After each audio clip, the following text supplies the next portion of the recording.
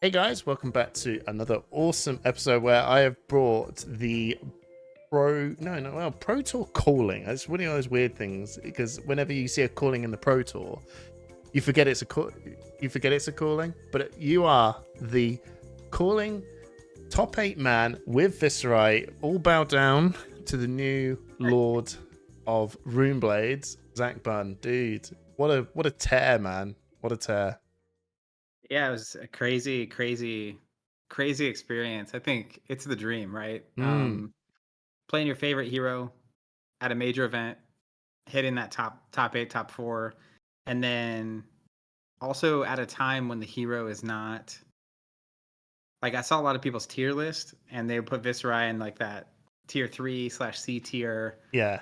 hero list. He can't be D So tier because he's got Revel and Gloom and Mordred Tide, so he can never be yeah, garbage. he's got a floor. He's got a floor. Yeah. But yeah, no, I think doing that well with a hero that you love when people don't think that that hero is very good is the dream. Mm. So it was probably one of my favorite. I'm trying to think of one I liked more. It's probably my favorite tournament performance experience in my 20 plus years of playing tournaments. Right, like as an individual, there's Yeah. group moments that I really appreciate a lot, but like as a personal performance benchmark, that is like a high achievement for me of just feeling very excited to kind of, I don't want to say prove the world wrong, but just show that like, if you really focus on a hero and master your craft or work towards mastering your craft, you can get results even when people don't expect you to. And I think there's still a lot for me to learn and I can still get a lot better. And I think there's more depth from Viserai to explore, but yeah, top four at a calling. Why it was crazy, just Oh, absolutely mate, crazy. mate. It's so the premise of this show is in this episode. I'd love to say the premise of this show, but it will turn into a man sant, right? We're just going to talk about nothing but Viserai. But no, the premises of this episode is to kind of fundamentally break down what a Viserai deck is. So if you're new, you're going to be seeing some of the sort of choices of what Zach and I would pick if you were going to build a Viserai list, and then ultimately asking that question: is Viserai a good pick for a road to national? So and I think we have got some different opinions over what our lists are, right? And yeah, I will first start off by saying that the the biggest thing I've seen in your list, because when I saw it, I was like, this is Viserai, right? There's like we've seen. This is the Viserai. There's the core thing of Viserai is still there in its heart, right? But you pick Crown of Dominion because of cash in. Now, I remember entertaining that thought of going, but I love cash in. I don't like Crown of Dominion. Now, It makes sense. yeah. I mean, Crown of Dominion is not doing very much on the surface. yeah. It's So I just want to ask that question. What brought you to pick Crown of Dominion? So when I first started playing the game, it was right before Arcane Rising came out, Hmm. and my first hero was Bravo, Oh, yeah. and love Bravo. I mean, when you have the first four, it's like you Bravo, Reinar, Dory, Oh, yeah, or yeah. It was uh, and Katsu. and Katsu. So Bravo is my dude. Yeah, And then the second set came out, and as soon as I started playing Viserai, he's my guy, right? yeah, yeah. So love Viserai, absolutely adore Viserai. I played him a lot. He's actually the hero I played at the first calling that I played in, which was in Vegas in 2021 when they started doing events again post like COVID Was hit. that the Tales of It Aria like pre-release. pre-release? I Yep. remember that, and that was like Yep. that was the first big event Yeah, in that America. That was was like that was it. I remember yeah, that tuning in on that. yeah, that was a big deal. And Mm. I actually at that event on day one of the calling, I went 5-1-1 with But Viserai, what was the draw and that's over? that's like the we'll come back to that in a second. That was the Prism chain meta. Yeah, Um, yeah, and I put a lot of work in, and then I actually got the draw in the very last round. right. And that's back when like I didn't even make it to day 2 of the calling Oh, because yeah. they cut to a hard 64, and I was like 72nd place because I had the draw, which was at the time worse than a loss. It was to a dash. I got a dash down to 1, and I had 2 Vexing Malice left in my deck. But then every time I drew a Vexing Malice, even if I could just Arsenal it, right? Um, every time I drew a Vexing Malice, they would get me to block with 3 cards. And so I needed to be able to keep 2 so that I could create a Rune Chant with Grasping Sword to get 2 cards out of their hand and then Arsenal the Vexing. Or I had to just give them a full hand, Arsenal the Vexing, and hope that it was enough. And we went through multiple cycles where like I would see it, I would have the Vexing. The turn before they made me block with 2 cards, and then this turn they make me block with I don't know if he was pitch tracking or not, but that's a whole different story. So Yeah. coming back to reality, always loved Viserai. I played him at the first couple callings there. Then Briar came out, and I fell in love with Earthbriar. So I spent a lot of time playing Earthbriar. I ended up taking Briar to nationals that year, and then Pro Tour Oh, 1. not that, not the bloody that broken one that everyone took. I did not take that Oh, one. thank God! that Yeah, was the obscene. Cheerios Briar. Yeah. So, but the whole time I was playing Viserai as like a secondary deck, and then I actually before Pro Tour 1, I want to say, I'm trying to remember which one it was, but I'm pretty sure during like the Starvo meta is when I was playing Viserai again, like as a primary deck. Yeah. And that I qualified for Pro Tour 1 with Viserai. I won the last Pro Quest of the season, qualified for the Pro Tour. And then I played Briar at the Pro Tour. And then just kind of always played Viserai. So all that to say, after Worlds last year, the team, the Wolfpack, took a little bit of a break through the end of the year. So Worlds hit, and then Dynasty came out, and we were on break. And then we did, played a couple Pro Quests at the beginning of the year with Briar, just because that's what I had the practice on. And then I kind of went on another break before Outsiders came out. Right. And then Outsiders came out, and that's when we started testing again. And so I was very confident the month before Outsiders that Briar was going to live in Legend out. Yeah, I think we all were kind of in that boat, right? We're just going, hey, yeah, she's gone, right? She's long gone. I assume she would go. Yeah, she's here still today. So back in like February, I started testing Viserai again, but I was testing him without the Rosetta Thorn. Because I assumed Briar was going to be gone. So I was like, I'm just curious, how does Viserai play in that meta? I just want to get ready for that moment when I can't play Briar anymore. And meanwhile, there have been a couple sets with cards that had come out.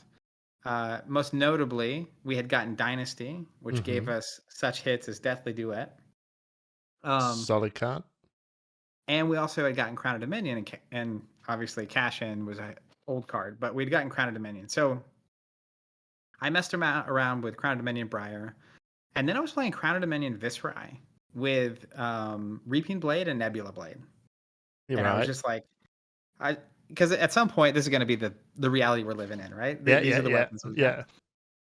And really amazingly, without Rosetta Thorn and with the Crown of Dominion, my results were not that bad.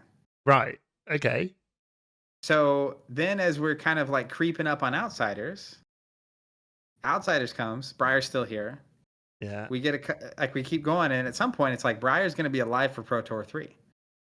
And I was like, well, I wonder how that Viserai deck plays with Rosetta Thorn. Of course it'll be. So I started playing. Yeah, so I started playing Rosetta, and it was like, wait a second, like my math's really good here. And in particular, that was when people were like, it's going to be an Azalea meta. Brody won a big event with Azalea, and then it was like, well, that means there's going to be Oldhim, and if it's an Azalea and Oldhim, maybe Droma is going to be popular. And historically, as both Briar and Viserai, my least favorite match by a country mile, like just, I hate the match, is Icelander. And then the match I hate next on that list, as those two heroes, is Ice Lexi. Yeah. So yeah.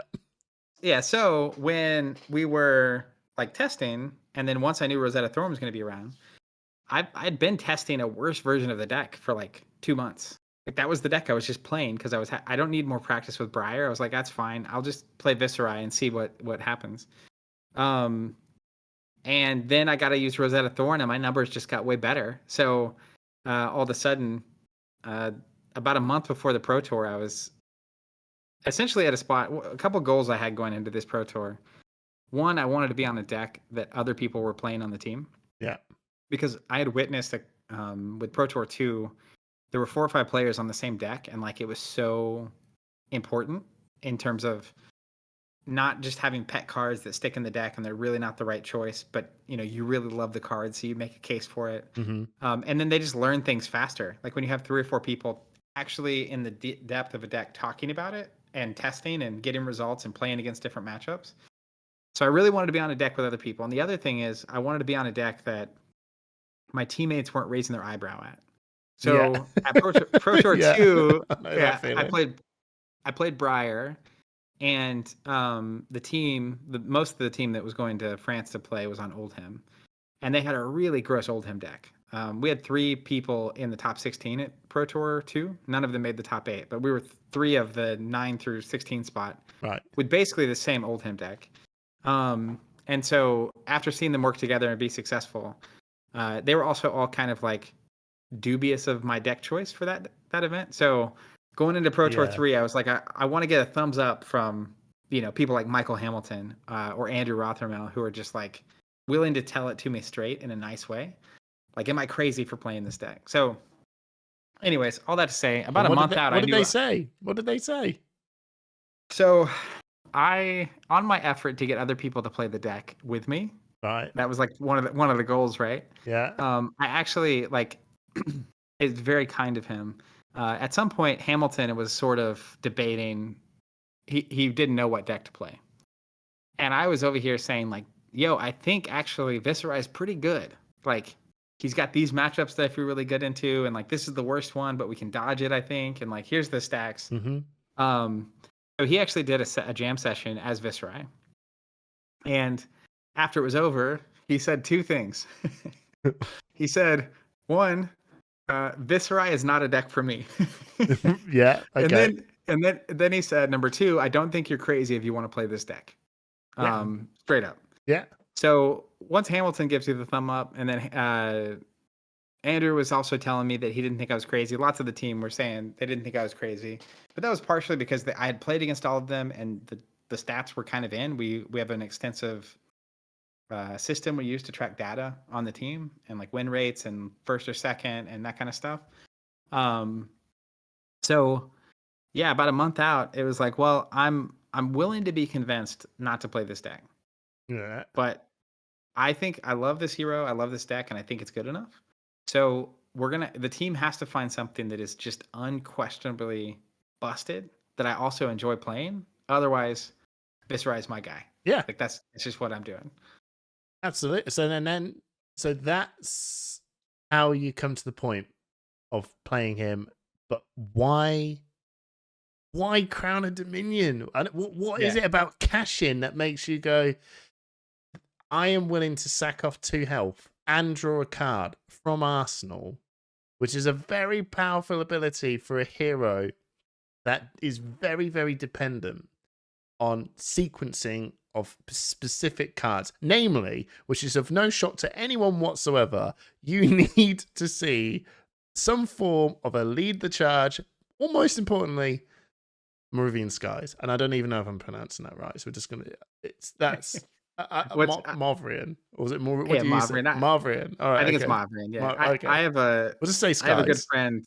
When he started playing, he called it Maruvian. So we actually call it Maruvian, like as a joke when we're just hanging out playing. You know what? You could probably call me a joker because that's what I say. I say Moravian Skies. I say that. Yeah, I love it. I don't know why. So to me, I'm like looking at this, going, sometimes my hand is jank, and sometimes I don't like this attack. Like a lot. I really hate this attack. And actually, I've got like 3 cards here that is going to make this really work. Now, this card on the bottom here could be a little bit better in this moment, right? So if I can get 2 for 1, I can sort my hand out and get 2 more health and stop this horrible attack, I can regain this tempo really hard, right? Now, Crown of Dominion just turns around and goes, sorry, baby, it's you are basically sacrificing all of that so that you can get your big flex daddy turn with cash in, right? And that's cool. Yeah, you're like, yeah, when you get it, don't worry, I've been there. And you're just like, you're dead, bro. But once it's done, I then feel so vulnerable. Yeah. And that's my question. To, I'm like, what? to Okay. answer your question, Yeah. to play Crown of Dominion, you're looking at 4-card sideboard, which is at least in my build, the Crown of Dominion and 3 cash in. And I certainly don't play it in every match. I play it in a lot of matches. Yeah. But there's matches like if you're playing against Oldham or Bravo, it's not as good because the games go on a lot longer. Yeah. And so the longer the game goes on, the less good Crown of Dominion is because once you play the first cash in, someone was asking me why I played 3 in the deck. That was like one of the first questions, and they're like, "You should only be playing 2." That's what. Yeah. And the reason is because if you play Crown of Dominion and you do not see cash in, you literally just gave up all those benefits that you just talked about, right? Yeah.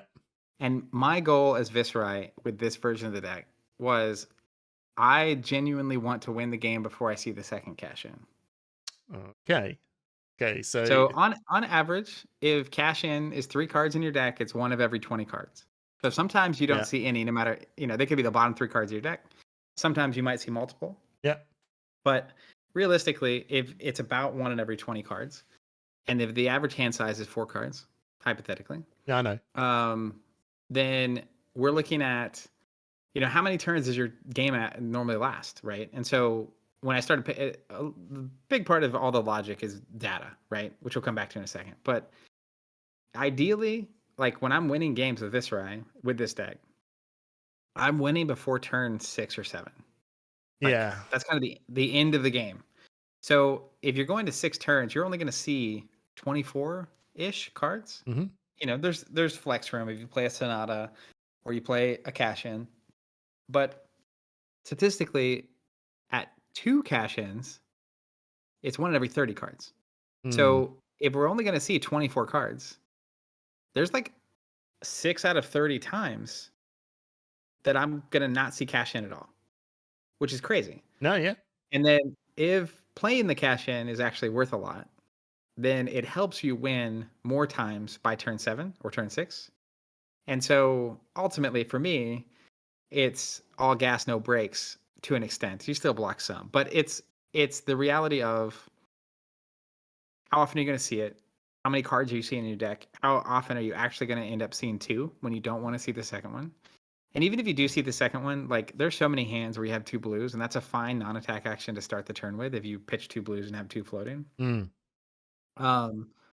So all that to say, the reason Crown of Dominion is I thought that the team thought that the top 4 decks were going to be Azalea, Lexi, Oldham, and Dromai. Yeah. And with the way the deck's built, I feel very, very, very comfortable into Dromai and Oldham. And then, so the rest of my energy was on how do I make the Ranger matches as good as possible. Yeah. And what I discovered is like the best way to beat both of them is to kill them quickly. Because as an example, one lane I went down was a 1-cost Viserai deck. And this partially started because of Nebula Blade, right? Yeah. Which is like Mavrian into Meet and Greet into Nebula Blade's an okay turn. I tell you what, as you're going through this, I'm going to swap over to this Viserai deck now, since I'm hoping to get into this, and I think this is a perfect time to do this. So carry on. So I had this 1-cost thing, and like into the Rangers, one of the common things I've seen, even people postulating in the Discord after I did well with this deck, is how good consuming Volition is into the Rangers. Mm-hmm. And hypothetically, it's like, oh yeah, you can take a card from them. That's gonna matter. But what I found is like it didn't really matter if you took a card from them, because Lexi with a 5-card hand is sometimes just as threatening as Lexi with a 6-card hand, especially if they have 3 of a kind in their hand. Yeah.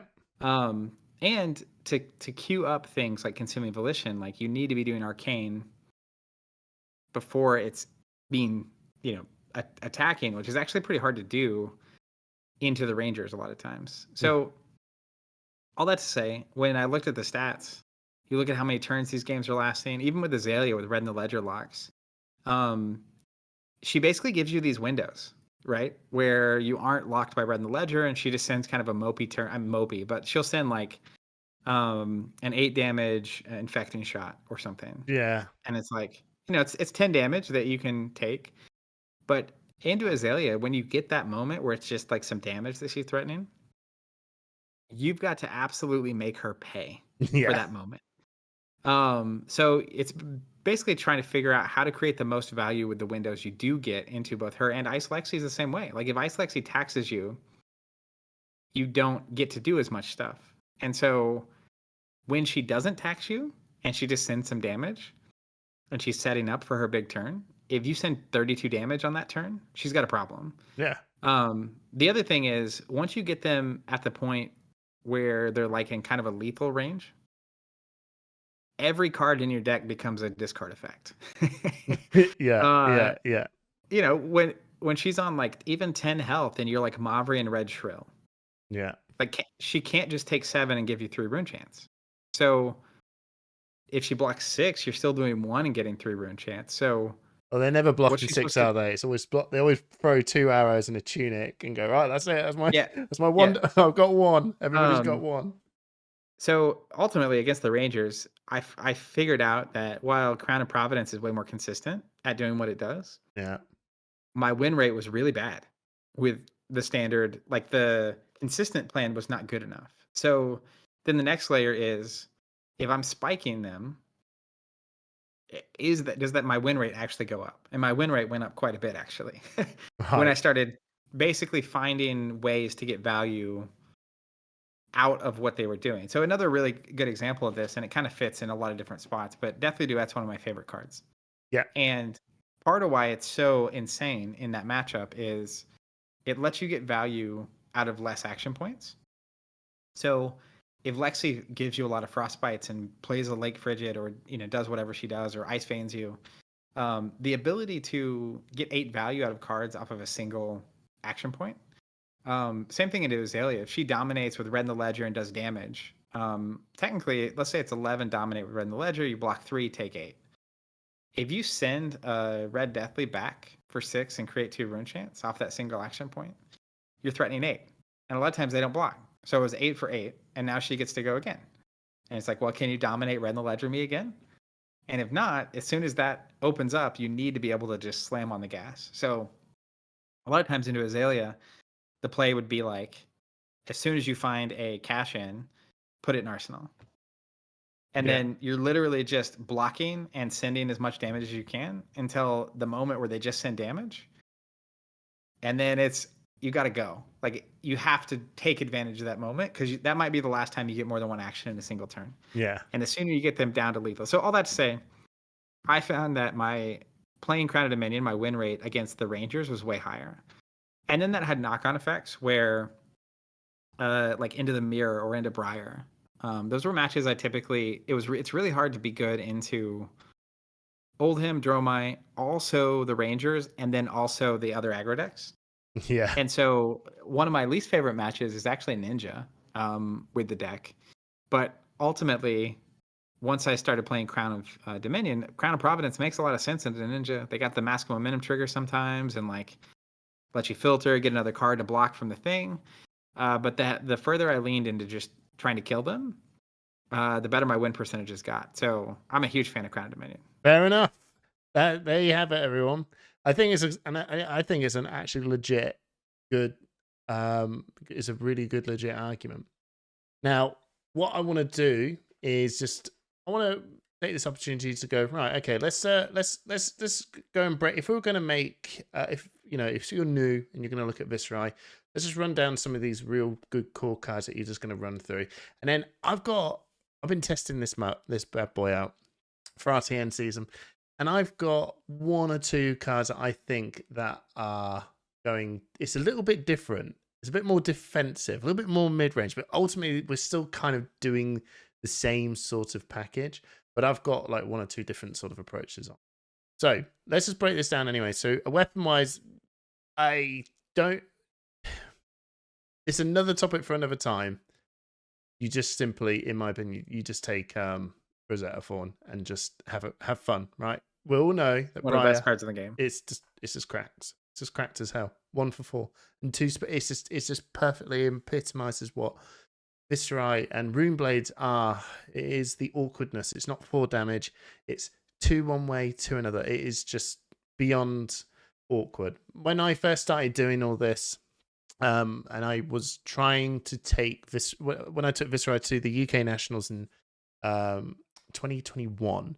I don't know. I'm gonna have my moment. I'm gonna have my little flex moment here. I don't think Viserai won a single professional event, and I think that was the first one. And that was my, when you had your moment at the call-in, it's like, oh my god, Yep.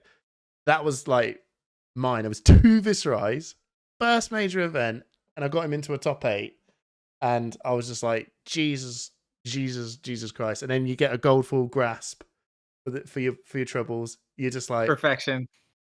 yeah, and then you see it in the in Fab's like thing, like he's done it, everyone. It's the first. And you're like, oh my god. Yeah, it's awesome. So, but the journey of how I got to that is just basically everyone was just playing Cheerios Briar, and I kind of just it was actually Dustblade that did it for me. That was like the card, and everyone was saying it's broke because chains about blah blah blah blah blah, and I was like, ooh. Why don't I just grab all the non-attack action cards? Because Viserai at that this point was still somehow a bit of a meme joke when for Tales of Aria. You took it to the big one, Yep. but it was still, I don't know, at this point, no one was coming up with anything major still. It was just like this big rune chant thing going on. And we had Bloodsheath Skeletor, broken as all hell. Yeah, but that's a card right there. That was this card here is, well, there's a reason why it's banned, because it is cracked. So Dustblade came about, and I just went, right, okay, I'm going to slam all these Meridian Skies in. I'm just going to put on all these attacks, and my job is just simply play attack. It's basically core fundamental Viserai, but I just wanted to do that and make Dustblade work. Right, took it against a friend called Finbar. He was playing Cheerios Briar, playing all this sort of stuff, and I just got halfway through the game and I was losing, and I went, nope, I'm done. This is rubbish. This deck is garbage. I'm not playing it. And he went, no. And this is, if he never said this, I don't know what would have happened, but fate had it. He went, no, let's just have another game. Come on, let's have another game. And I went, fine. And this was back in TTS days, COVID and all this. So we were all on TTS. And I think, he definitely was playing Briar. And then I went, right, fine, I'll play it. But I'm just going to copy. I just literally copied, paste his Rosetta on TTS, put it on my side, and went, fine. But I'm not using Dustblade. It is dog, and I'm going to just use Rosetta. Because I haven't used it. It is good. Let's try it out. It literally became what it is. Yeah. Now, like, it just, it's just then suddenly went, oh shit. This is, at the time, this is cracked. This is cracked. This is crazy good. This is like crazy good. This is crazy good. And then I took it to the New Zealand guys, and like I had a New Zealand testing team at the time, which had Tom Penny, Rohan, Jason Lai in it, Matthew Clark, and 2 of them are now LSS devs, right? But they weren't at the time. Yeah. Yeah. So I took it to them. Oh, yeah. I was lucky to sort of know them, and they were all on Lightning Lexi and all this sort of stuff, right? And I was a fresh-faced kid at the team. I was fresh-faced. I had no business being there. Absolutely no business being there whatsoever. But just by contacts, I happened to be there. And I had to start with some of the, the other guys that were kind of testing. I said, yeah, let's have a game. Smashed him. And they were like, oh, this is pretty good. Again, smashed him again. And they went, Rohan. Then they bring the big boys, like the Michael Hamilton, here comes the real testers. And you're like, yo, heard your deck's pretty good. But no, they didn't talk like that. Heard your deck's pretty good, bro. Let's see what you got. Bro. Yeah, and I was like, okay, smashed them. And then they all went, And it's that moment when with you Maybe need this that is better than approval. I thought. You need that approval from Michael Hamilton. You need that. You just needed to have that thing from someone who and is a peer in your team, and that they can go, dude, am I gone nuts? And I kept telling them, have I gone nuts? They went, you haven't gone nuts because I think I want to take it. Anyway, long story short, Rosetta Thorn is exactly what everyone needed because Viserai actually struggles to close a game. Like, he struggles to close a game. And I don't know if you have found the same thing. When Nebula Blade is just, the cost curve is just too great, not so good. So then you have to put in Reaping Blade. Reaping Blade is ridiculously easy to block. You can, you cannot get over the edge. And that was the thing I was testing when I started playing this in Crucible of War. You can't win the game. Oh, I can... Mate, mid-game, I'm okay. No, sorry, early game, I'm okay. Mid-game, I am the most devastating thing you will ever see in this game ever because of Bloodchief Skeletor at the time. I will just annihilate your health beyond all belief. And then I'm back to being absolutely rubbish because I cannot get anything over the line. If you wanted to stop everything I do, you can with ease. And then that was in the early days, that first calling that I played in, my least favorite match was Prism at the time because continually with Viserai I could get her to 1, and then she could basically just squirrel out every time. Like I was on Reaping Blade back then, but it was like just not quite enough ever. Rosetta was huge. I mean, we also didn't have Gloomveil or Revel and Runeblood. No, we didn't. On down the list. No, that's true. We didn't need that. But though we got so at the time when that came out, Rosetta Thorn and kind of the cream of the crop, really, which is the Spellbound Creepers. That card completed the hero, and then the subtlety of Vexing Malice. The subtlety of Vexing Malice was just like this card is crazy good, and it's just so subtle. And it's not the 1 damage; it's the 2 arcane, and that's it. It's just literally, if you're in a pickle, it wins games. Vexing Malice wins your games. Said it 1,000 times on this podcast, right? Anyway, so you need that's our now you've caught up everyone. Now you know our life story about Viserai. Now you know why we love Viserai. Rosetta Thorn, you take it, right? And then after that, we'll come back to what happens. Maybe Dustful may save us a little bit. I'm genuinely worried if Rosetta Thorn goes, I think he just plummets to can't close the game out mode again. We're gonna get that updated Duskblade in the next set. So and they're gonna unban Bloodchief Skeletor, so we're saved. Don't worry, right? Anyway, so I honestly hope that doesn't happen because I want Viserai to stick around for a little bit, not hit Living Legend quick. I would. I remember having this debate saying, would you trade Bloodchief Skeletor for Sonata? And because I think the answer is I used to go, no, Sonata's the problem, not Bloodchief Skeletor. And after I just had a little muck about it, I went, no. This Revel has completely caned this card into oblivion of being fair now. It's absolutely a bonkers card. Next card you got to definitely have in it, and I suppose there's no debate whatsoever. I don't actually think we debate anything with the equipment. Spellbound Creepers, you add that in. Grasp of the Arcanite, I know it's an expensive card. I think Vex and Quillhand, if you are trying to just pick this up and just run with it, you can go with Vex and Quillhand. It'll be fine, to be fair. You just got to be aggro. You can't be super defensive. But if not, Grasp of the Arcanite is just bonkers. Super good. It's one of the best cards in the game. Yeah, absolutely. And the chess piece, I tell you what, luckily we're in a good spot. Everyone will say tunic, but Viserai is actually very good because he can run Aether Ironweave and actually be all right with it. Yeah, you've got some bad matchups with Ice. You do want to have your Tunic to get around that 1 matchup. But I tell you what, man, you could take some games without it. You could take. It's going to be hard, but you could. I will say, at least my iteration of the deck, I only played Tunic into Oldham. Not even Icelander? That Coronet Peak's rough. You just play fast enough that it doesn't matter. Oh, I don't. All right, I'm going to go with all those 2 cost cards. The thing about Icelander is in my experience, I either win exceptionally quickly or I lose. Oh yeah, So yeah. if if I'm the tunic only matters once you get to turn 3 because you get to use it. So you get Yeah. one use out of it there. And then it has to go to turn 6 before you use it again. If you used it as soon as it flipped. Mm. And I've found that when I win faster than 7 turns against Icelander. You basically you're on the clock and you're. I don't know about you, but it's all down to the. Did I get a Mordred and a Revel in a good sequence of opportunities? Uh, yeah. Yeah, Well, yeah. for me, If it's I usually did, did I get a cash in on a turn when they didn't have the ability to really tax me? yeah, And you are. then did I get a Mordred and a Rebel? Yeah. Yeah, Um, you have the. I think that's the thing. You've got a lot of people. You probably noticing, right?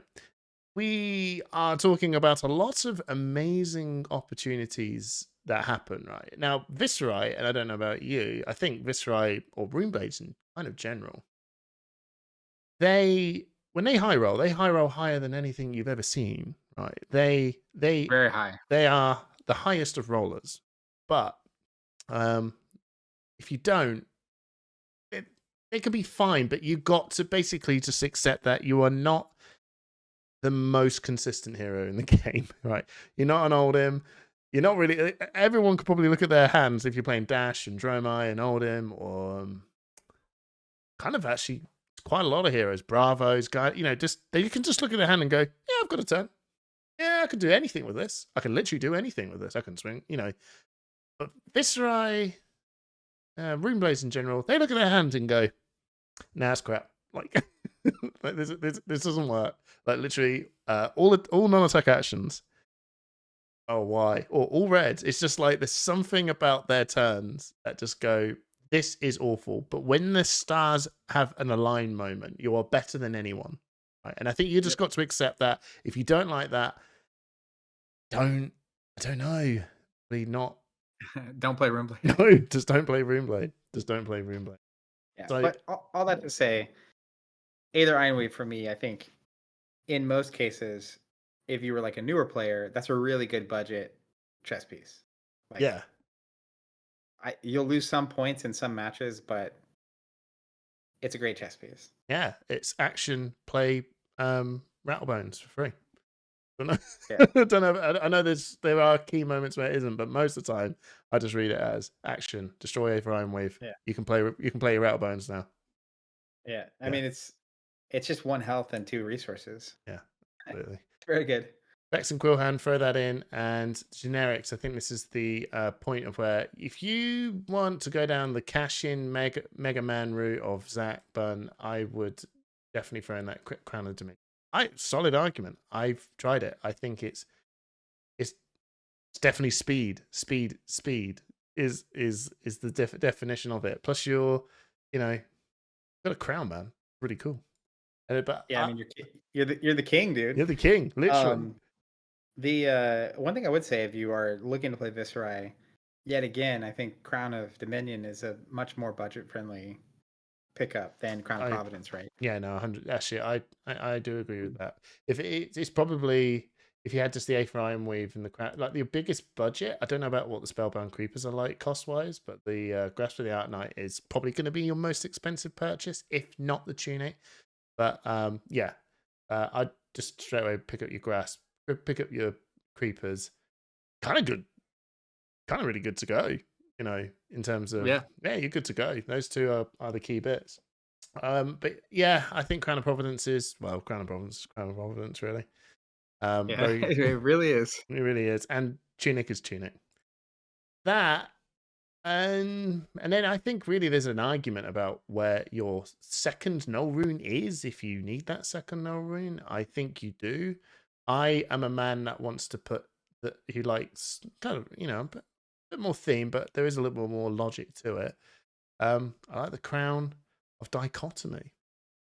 I think there's a moment where I value my chest piece. Well, I value my legs. The legs are just irreplaceable, like full stop, right?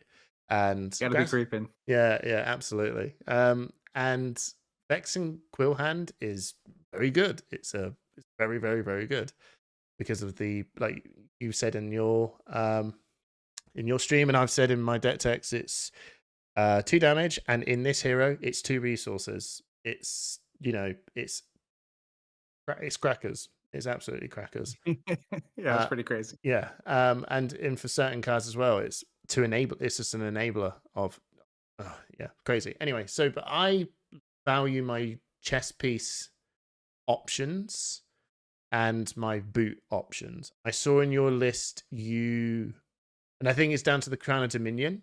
It's more down to the Crown of Dominion side of things. Like, you put in that Nelrune like chest, and I was like, A bruh, robe. I was like, I've never seen. Mine's dusty. I was like, Jesus Christ, is this thing's here? I mean, chest is usually just so taken up, right? Yeah, I mean that comes back to what I was saying earlier about when I win games against Icelander, it's fast. So to be fast, the fastest equipment you have is Dominion, Creepers, and Quill Hand. Yeah.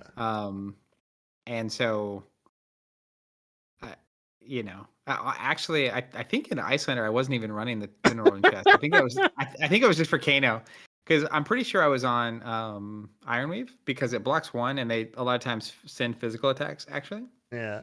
and then it's 2 resources. So if they're taxing you in kind of a weird way, a lot of times you can like crack the Quill Hand to get rune chance and a discount and pay for the frostbite, and then do your thing, and then also crack the chess piece to get the resources to replace the tax that you had to pay. Yeah. Yeah. Also, threatening the chess piece means that their mid-turn tax is less valuable. So, like, if you do a traditional Viserai play, which is like Mavrian 2 cost, have 1 floating, at that moment, if you don't have the chess piece and they give you 1 frostbite, you have to have another card to swing sword. But if you have the chess piece, you can crack the chess piece, paying 1, getting rid of the frostbite, getting 2 resources back. So, anyways, into Icelander, in my experience, if the longer the game goes on, the worse it is for you. Mm-hmm. So that's why I ended up Northern Robe. I play into Kano because the Ironweave doesn't matter on the blocking side, and the other piece of that is every AB you have from 1 to 2 to 3 increases your odds into Kano some significant percentage. So like, at least in my testing, AB0 going to AB1 gives you probably like 20% more of a win rate because they have to get you just a little bit lower before they can combo off on you. AB2 gets you another 20 or 30%. And then AB3 is worth the least. That's also why I ended up only on AB2. Yeah, I'm the same. It just felt like they're kind of just winning if they're just going, haha, like, you just sort of go, cool. If I can also just have turns where I just draw reds, right? And the blues in my hand are just so kind of valuable. If I just sit there just pitching up all day long, I'm just not doing anything to you either, and you will get 1 through, and then I'll just present nothing, and then you just ultimately just achieving what you want anyway. So you got to kill Kano. Like, you got to kill him. There's that no is point, the goal. and you got to use your equipment to fundamentally achieve that goal. And I think Aether, for me, well, Creepers, and Aether Ironweave, if is just, I love the option of being able to crack that 2 resources. And I can see in your list you decided, actually I'm going to weigh in on the cash in side of things, which I think is actually, if you're going to be playing the race, I think yours is clearly doing that better anyway. I think it's just cashing over the moment, I suppose. Really, for me, it's just something about having that 2 resources when I need to. Maybe I'm just being a boomer. Who knows, right? A Viserai boomer. Who knows? I think the big thing is that, if you're not on cash in, I think Crown Dichotomy is a better choice in those matches, right? Because the blocking is less valuable on the Crown of Providence in that match. And if you're on Crown of Dichotomy, you're probably going to play a little more defensive, a little longer of a game. And you're probably going to be on Tunic because you are planning the game to go longer. But the shorter you make the game, the less Tunic is good. And so if you're trying to win quickly, but you need a second AB, Tunic doesn't really matter if you win in 4 turns, right? Yeah, it's one of those things. I ultimately, whatever way you throw your equipment around, you're still just rolling on the same things that Viserai just requires and needs in order to perform. Where's my Revel? Where's my Skies? Where's my Mordred Titan? I need my super duper dumb high roll moment and making them sweat. Like every hero looks at it and goes, like that. Shrill for 7 on a red Skies is, and then Revel.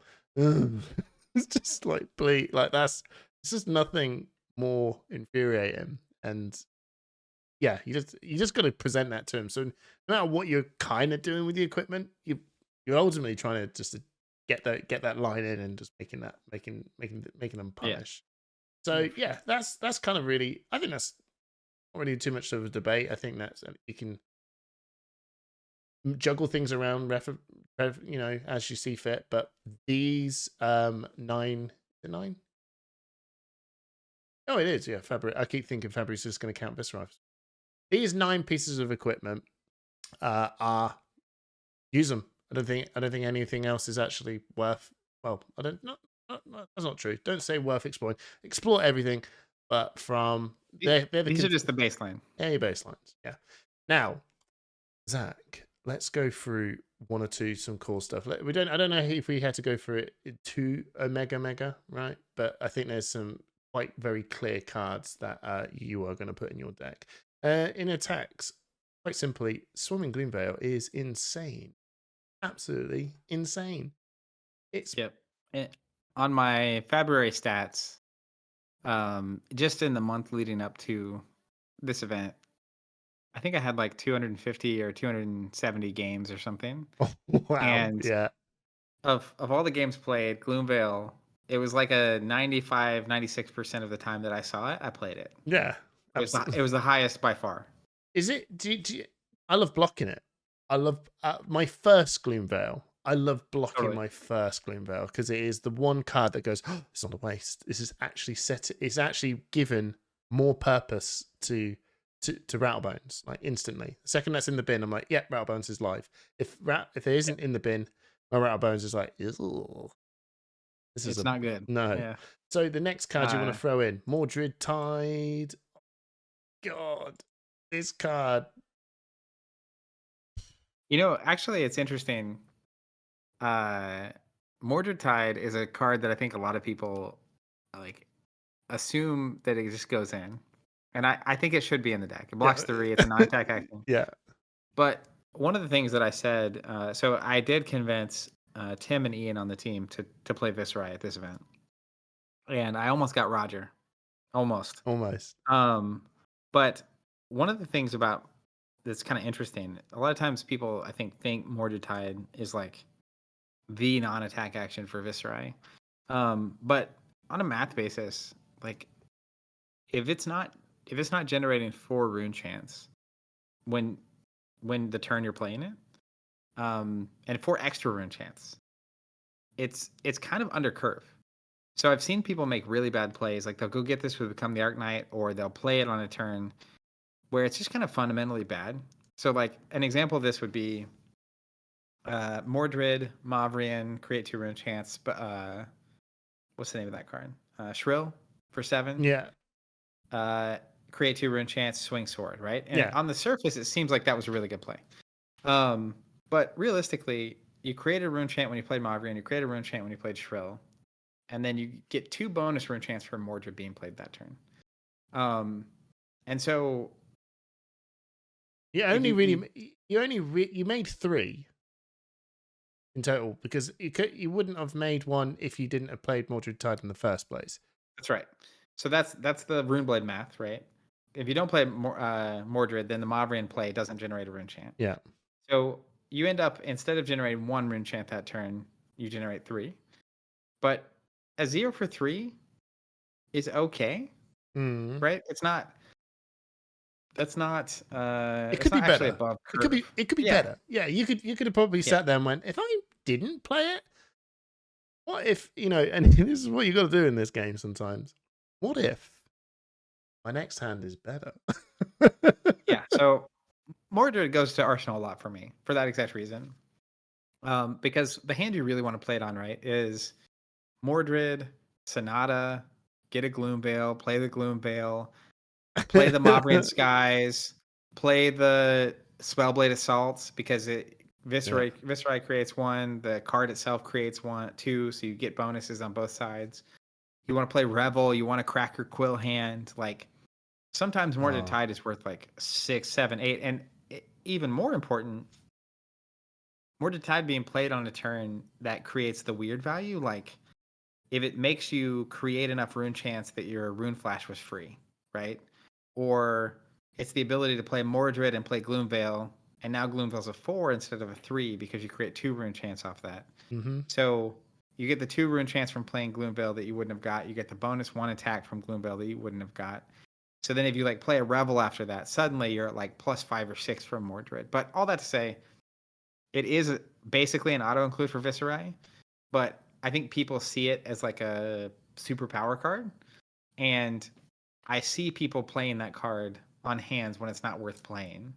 Even if the choice is like block 3 with it, sometimes it's better to have blocked with it than to play it because they won't block with it and they'll get 2 extra value out of the turn, and it's just sort of like, what are you doing here? Yeah, no, I hear you. I hear you. It's there's small like opportune moments where you actually it's actually one of the cards that I've had to learn and train myself that it's okay to block with. It's actually it's totally fine to block this card because yeah, you do look at it and go, but I can't.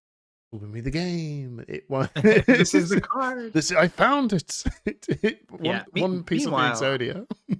I'm way less likely to block with a Revel. Not only does it block 2, Mm, but when or like if you have a mid-turn play a Become the Argonite to go get a card, it's like some people get like, to me Revel is the gold standard because I know it's going to create 5 rune chance. yeah, So is there a non-attack that gets me more than 5 value from going to get it at this moment? Most of the time the answer is no. yeah, Side note. yeah. So Mordred Tide, you mentioned about Spellblade, so I just throw that in.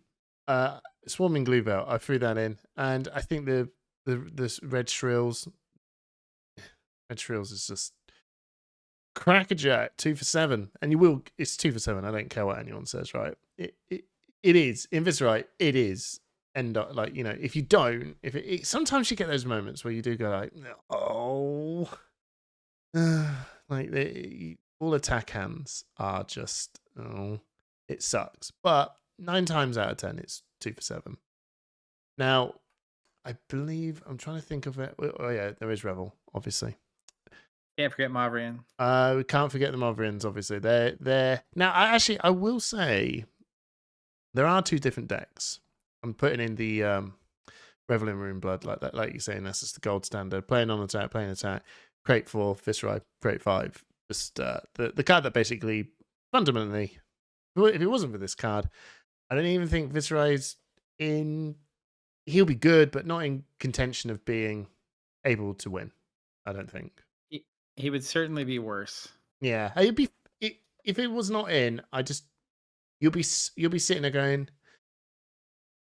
where are these big? Where are my turns? Like you'll just turn into just basically a bit of an average, sort of an average Joe decker where you're trying to at your big turns. And initially, and this was kind of the life I used to sort of live when I was doing the nationals, where you had to sort of really heavily lean on meet and greet and rune flash saving the day for you because you had the biggest moments you'd get in this in a Viserai deck is a 3 attack turn. If you're doing a 2 attack turn, it is good but fine, not crazy. It's fine, but the 3 attack turn, that's when they go, Jesus, Mary and Joseph, please stop, because it's just hell on earth, right? And Revel is kind of that little filler where that if you can just play Skies, attack, Revel, which is in my view another attack. That's your 3rd attack, but you just haven't done it yet. And then obviously just swing that weapon in and just throw 9 or whatever it is at them. And that to me is that the gold standard is do that, and then the 3rd attack, then your 2nd attack, and then that's I think you've probably just straight up just won the game at that point then. But well, I think that's kind of the thesis behind the at least the version I was playing at Pro Tour or Calling Baltimore was your ideal hand structure is Mavrian, pitch a blue, play a 2-cost. Mm. And then there's a number of cards that get played in between that 2-cost and your sword swing. Mm-hmm. So I was on, and I don't think it's necessarily right for every deck. In fact, I think there's a lot of different versions of Viserai that I was testing in the months leading up, and then I eventually settled on this one for reasons. A lot of reasons. I won't go into all that right now. But the main point is there's a ton of cards that go right after, before the sword swing.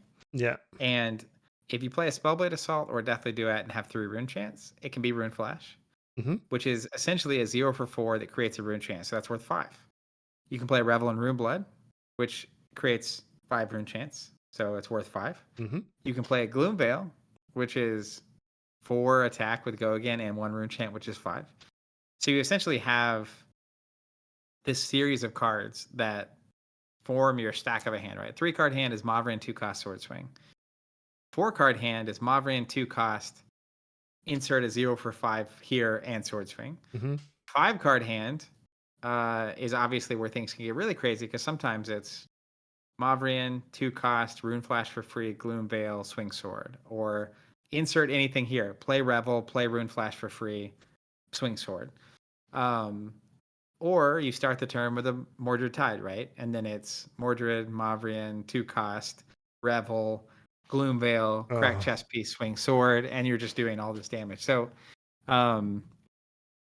anyways, you mentioned Spellblade Assault. So I don't think that's a gimme in my head, but it depends on the deck you're building and what you're trying to do, which kind of hints at one of my favorite things about Viserai is I do feel like there's actually, even on the equipment, right? The simple decision of, am I playing Dominion and Cash In or not? Mm. And if you're not, I think that actually a lot of the decisions I made don't make as much sense. Even what I was just saying now, it's like the deck is kind of built that there's so many cards that fit that after the 2-cost slot that when you're just drawing 2 random cards, you're like, you need one of those to just be playable for free, basically. Yeah. And you can cheat because that's what the chess piece is for. You have 2 free resources. So if you draw into another copy of Mavrian and you already had another 2-cost attack in hand, sometimes the play is like cash in Mavrian 2-cost, pop chest piece, Mavrian 2-cost Swing Sword, right? So it's trying to be redundant in a way that's also very flexible, where you can kind of play out your hands depending on what's going on. Got ya. But that's like one version, right? I to be transparent with you, there was a non-cash in version, and then there was also a 1-cost focused Viserai that I was testing. Yeah. And I was like so close to not playing the deck that I played, but about 3 weeks out, it was the one that felt the most consistent at the time. What, the 1-cost one? No, the one I played. Yeah. Yeah. So it was about 3 weeks out. I was like, all right, I need to put these other versions away because if not, I'm going to spend my time testing 3 different versions. And each version has upsides and downsides. So if you're testing multiple at the same time, if you run into a problem, you stop pushing as hard on how do I solve this problem with this deck? And you start saying, well, maybe I should be playing this deck. Yeah. Right? Yeah. It's like, oh, if this is a problem, maybe instead I should be not playing the Crown of Dominion deck. So I think that was an important piece for me, at least, is just like choosing one and then putting the time in to really try to get there with a specific deck. And then you gain a ton of just bonus points as well from having the extra reps and experience on that one. Start finding the situations where you can win. Anyways, I went off on a tangent. No, you're fine. You're fine. So I don't know really, and I know this is probably where people are going to go, oh, there should be more, right? Now, I'd say that Rattlebones is probably your next lot that I would put in, and there's a debate of whether you want to have 1 or 2 or 3. I'm always on the argument of you've got to have at least 1, because this card is the extender you deserve. This card was kind of okay, but then we had Bloodshot Skeletor, so it was kind of busted. But it was kind of okay when Skeletor left, and then you didn't have Gloom. That made sense. Gloom Veil just suddenly made the card go, oh, okay, God, it's relevant now, because it's the sort of last ditch you get out of jail free card you got left. Do you have a Rattlebones in Arsenal? We are close to the knuckle of they're so low, bro. They're so low. I just need one Rosetta swing. Yeah, one Yeah. blue and you're Uh, good. yeah, I think Rosetta in most builds, I think is a 2 of minimum for me. And for that Yeah. exact reason, I think even in my build, it's another one of those cards that works on the very extended hand because you do have the chess piece to blow up to play it for free. To go get Gloomveil or even a Rune Flash if you know had the Spellblade Assault earlier in the turn. Yeah. It's also just one of the trickier cards, right? So you're if you have one resource and a card in arsenal and no cards in hand and there's a Mauve Shrill on the stack, your opponent is like factoring certain things there in terms of what you're even capable of. Mm. And so it just like again, it's an extender in a way that a lot of times you're depends on what they're doing, but sometimes they'll pitch to stop some arcane, have 2 floating, thinking you're gonna like your best out is like a revel into a sword swing. And then instead you just rattle bones into a Gloomveil for 4 and it's physical now and they can't stop that, right? Yeah. Um It's and for me glorious. another I think auto include is 3 blue Vexing Malice. Oh yeah, I was gonna just go through the reds and then we're gonna jump. There are Yeah. some key blues in there. I was The gonna end this on a read the rune. yes. Because We'll have to talk about that in a second. yeah, So the reason I mentioned it here yeah, is with Rattlebone specifically. One of my favorite lines when they're on AB1 is you just start the turn with the Vexing Malice.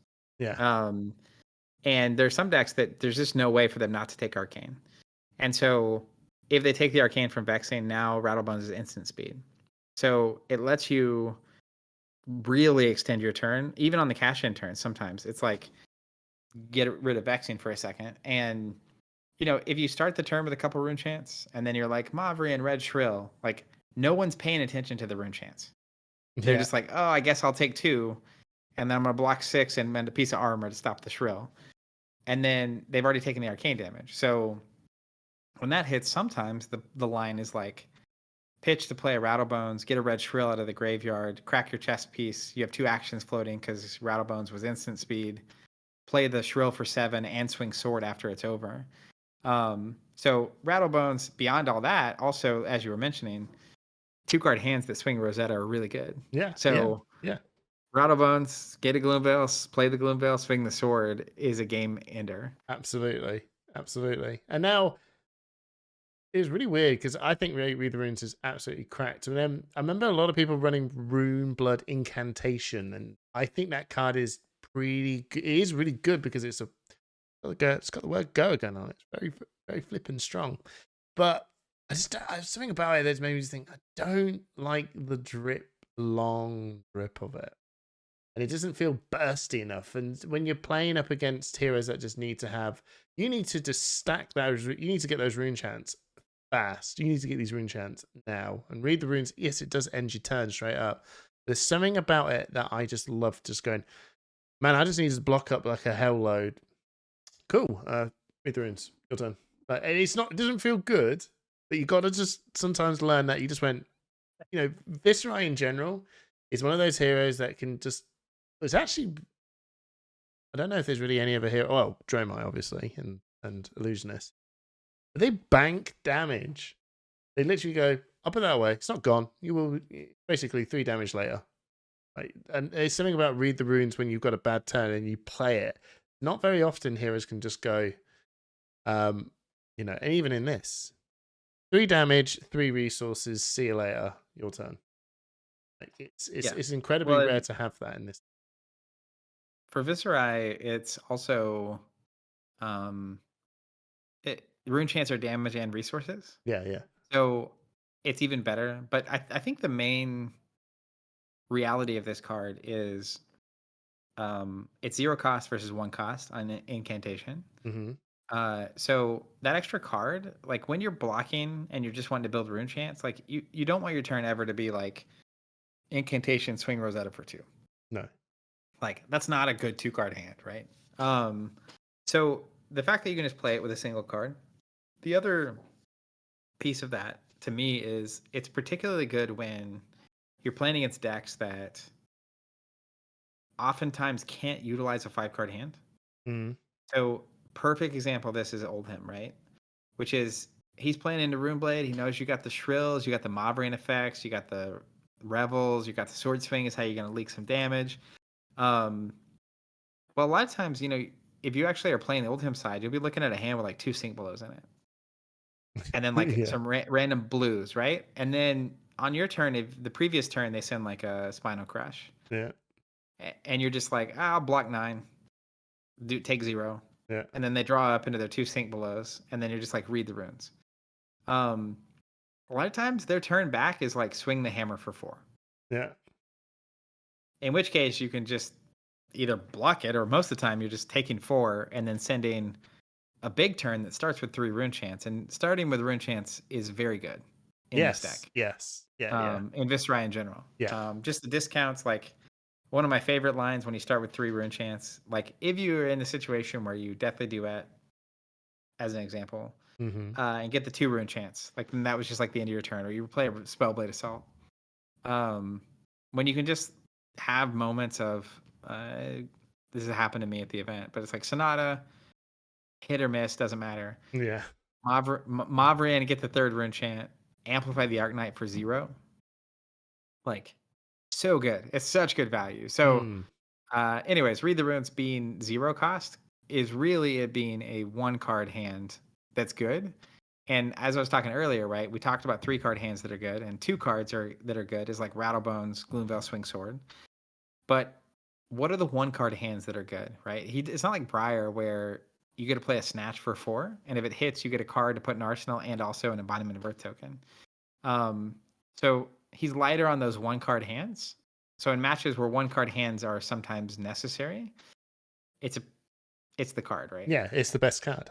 Absolutely. Also, as well, some of the fun interactions that you can get out of it, which is, I feel like when I'm going through, you'll soon see that a lot of my joy and a lot of my plays and a lot of everything centers around spellbound creepers, like heavily centers around the plays, the trickeries, the thinking further outside of this box in defensively as well as offensively. But the biggest thing I love is I think everyone can see it, but I think it's been forgotten for so long until you see this. That I won one of my Road to Nationals games through this is just I made out as if I just went, oh, right, okay, Swarm and Gouvale for nothing, just for 3. And the guy just literally went, well, you must have a really rubbish hand. Sorry, bro. No blocks. Oh, so sorry, bro. Creepers in Read the Runes. Gain 3 rune chance, full effect. Goes to 4. Goes It to hits, 4, they can't go block the rune again. chance Yeah. or the And sword. sorry, bro. And then I just went Rune Flash now, because that's now free. Can't block these arc. Yeah. And I've just, yeah, I'm sorry. Yeah. And then and then I had a Revel as well. And I had to then crack the chest to then do the sword. Crazy. But it was like an all red hand. I know it was a blue, only non-tech action was to read the runes, and I had a Rune Flash, a Gloomveil, and I think I had a Revel in the board as well. But I didn't want to play I was just thinking, how the hell am I gonna do this? The blue is you got him. But yeah, I just went, that'll do. Anyway, that's the sort of stuff I love about Read the Runes. Plus as well, it's gonna be one of the best cards to open your deck with ever in the history of ever. If you've got a Read the Runes and a Become the Art Knight, you're literally starting in happy land of just going, oh my god, I can get my Mordred Tide. I can make 2 rune chants. I'm just going to slam read the runes down. I'm going to make, I don't know how many rune chants that makes initially. I think it's quite a fair amount. It's like 8. Yeah, 8. Yeah, it's 8. Just start up and go, 32 damage. Your turn. Arsenal, baby. If you could 8 rune put a card in Arsenal, that's the dream. That is living the dream. That is a Pinnacle 101. Viserai start turn. Now, I'm going to leave these core cards here. You're going to turn around and say, but what about Deathly Duet? But what about Amplify the Art Knight? What about all these other cards? Now, this is the bit where I actually feel like a lot of people can run around and have a play. Okay. Now, I think these cards are the ones that you generally just need to seriously look at and go, I think I need these cards. I think Rune Flash could, and most of the time I'm wrong. For some reason, I'm a big lover. I'm a big lover of meet and greet, and some people will tell me you're mad for thinking that, and I pivot in and out of it. But I think currently at the minute, Rune Flash is just always that card you always consider. You're going to put two in. I think you always put two in no matter what you do, right? Because it's the cost curve, everything just works really well. But I think that we'll come back around to like letting people sort of decide whether they want to have the Deathly Duet. There are some lovers of Drawn to the Dark Dimension, and there are some believers of the Rika Corruption. Some people love to just run Rune. There's actually quite a few other cards in here, as well as Spellblade Strike. They're not terribly placed cards. I tell you what, actually, I forgot about Sonata. Is Sonata? Yeah. And we're just on the reds, right? We're just on the reds, and then the yellows are, no offense, yellows are just. Actually, you know what? Yellows, this is where we differ. The yellows are the spiciest picks. Blues are blues. We're going to run through these blues, and they're going to be dead quick because they are pretty much set in stone at this point, in my opinion. But before we do that, a Sonata Arcanix. This is a very hot, contentious card. A card you love and kind of weirdly hate. You kind of look at this card, and initially, this card was the most broken card ever existed in all of Flesh and Blood with Skill Eater. And then it turned into well, I guess I can draw a card. It fixes my turn and enables it.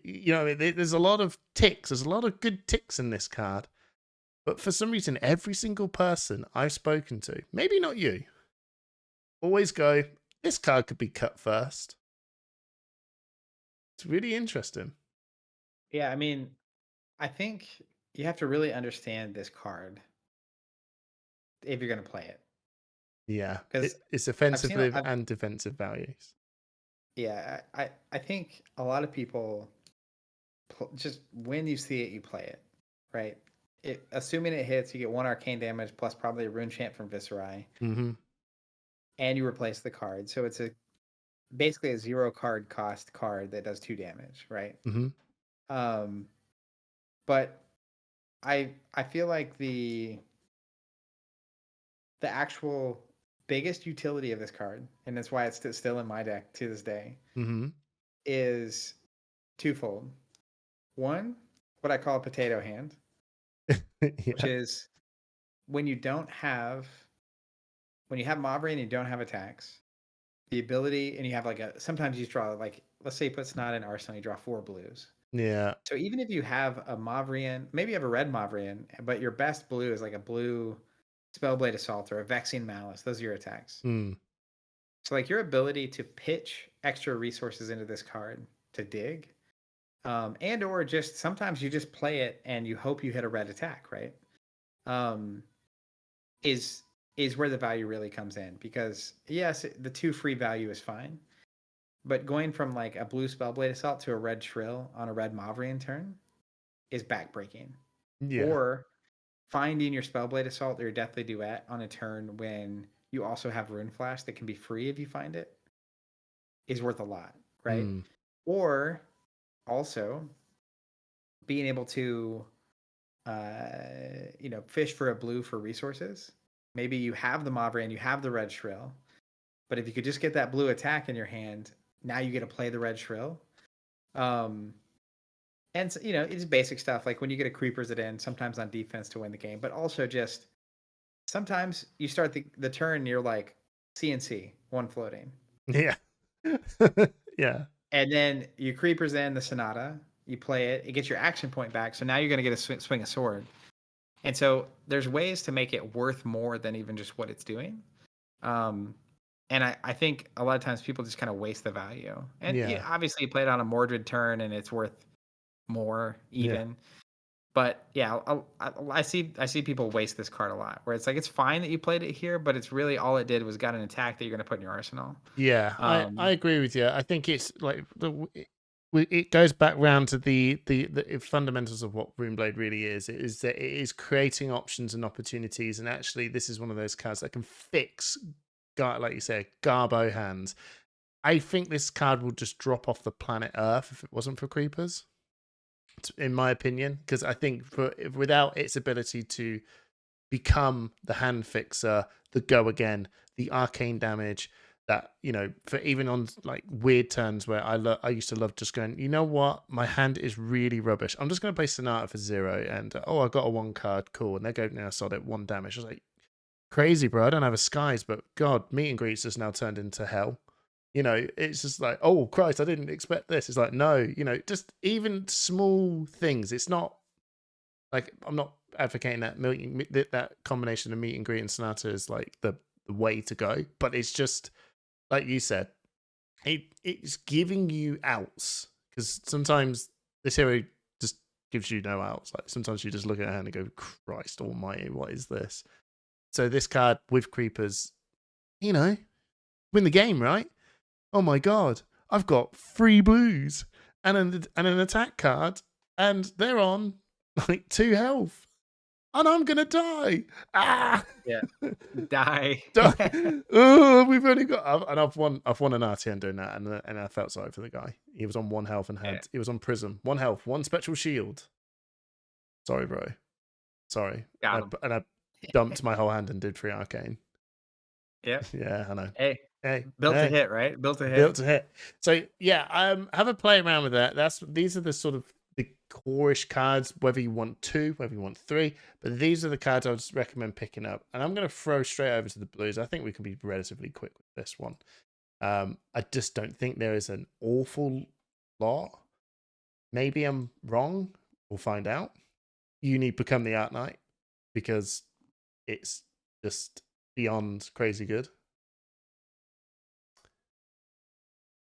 Great, because attacks just froze on planet Earth. That card's so good, he's froze.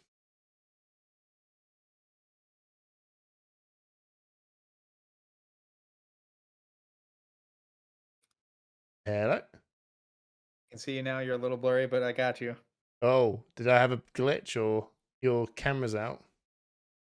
Can you not see me? No, I can't see it. You can see me. We're live. Don't know what happened there. You said we're going to the blues. We'll start again, because I literally, although the moment's incredibly funny, because I just went, right, we're going to go. So we'll start again. So we're going to go head over to the blues now. I think automatically the card that you do throw in is Become the Art Knight. Now, I've edited this, but when I first mentioned Become the Art Knight, Zach froze with joy, because clearly this card is so good. He froze. It's a blue block 3 that fixes hands, man. What else do you want? Crazy card. Not much to say there. Yeah. Moravian Sky's blue. Easy peasy. All right. And you've got, one of the best blue cards. It's pretty much a red card. It's Blue Shrill. Blue Shrill. Yep. It's just so good. It's so good. It's red. And then, I'm so glad we agree on this. Vex in Malice. Vex in Malice win. Put it in. Vex in Malice wins you the game. As simple as that. Now, the Spellblade Assaults, I think they are like just like they sort of fill at that red slot again. 2 for 4, because I know that it's coming in for 2 physical, but it's just that 4 arcane. Yeah. It just feels so good. Assuming you're triggering Viserai, it's 2 for 5, right? Yeah, absolutely. I mean, the rate for that as a blue is just phenomenal. I'm trying to think what other, in terms of the Runeblade cards, I think that is relatively it. Now, Art Knight Shards. I'm a Deathly Duet man. You are, yes. And to be honest, actually, so am I. I think when I saw that card come out in Dynasty, I think there's an argument about the red ones, and I do play it. I think it's a very simple card to put in. I think eventually that card might potentially get phased out as other maybe new red cards trying to take over that slot. But I think it's kind of hard pressed to feel that the blues will be replaced, because I think the rate of what that it does give as a blue, it kind of feels like a Shrill. It kind of feels like a Spellblade Assault. And I love the fact that it just toys the line on both. And the fact that both of them are good is just, I don't feel bad for either option I pick on this. Yeah, I think that's ultimately why that was such a nucleus to my deck, is just it is a Spellblade Assault that is sometimes a Shrill. Mm-hmm. There was a time where I played a yellow Shrill back in the day, and it's like red Deathly is sometimes a red Spellblade Assault, sometimes a yellow Shrill, and then sometimes when you only get one action point because of ice tokens, frost tokens, or Azalea's Red in the Ledger, just that ability to extract the extra value. But I think it is, once you put that card in, at least at the red level, you're going down a very particular deck building lane. Yeah, that's why I Um, didn't want to slot that in as a must yeah, have, because I think you're right. Like there are certain things where you might actually sway one way or another.